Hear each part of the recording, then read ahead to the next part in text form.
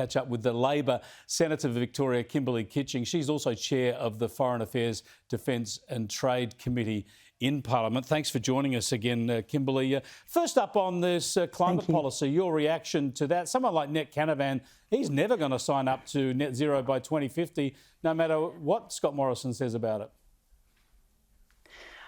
Thank you, Chris. Thanks for having me. And could I just say how much I enjoyed your travellogue to Adelaide? It gave us a really good view of the country, and you've got quite the artist's eye. So thank you for sharing the photos you took on that on your Instagram.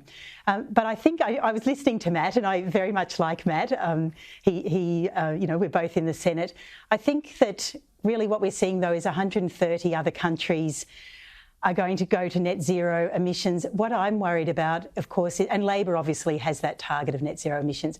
What I'm worried about, though, is, of course, that we don't want tariffs being placed on Australian goods when they go overseas because we don't have a suitable climate target.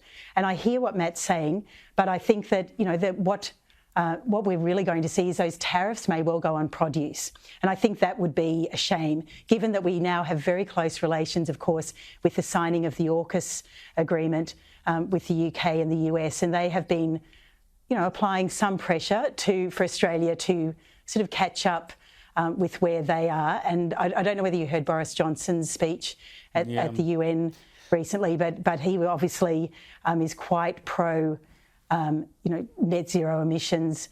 But I think we also have to look at the joint party room and ask whether the Prime Minister's going to Glasgow. Secondly, there's a wide divergence of views in that joint party room. I mean, you've got the modern Liberals, if I can use that tag, as well as people like Matt. So I think that's quite a task for the Prime Minister to be able to bring all those, a very broad church. We'll see it play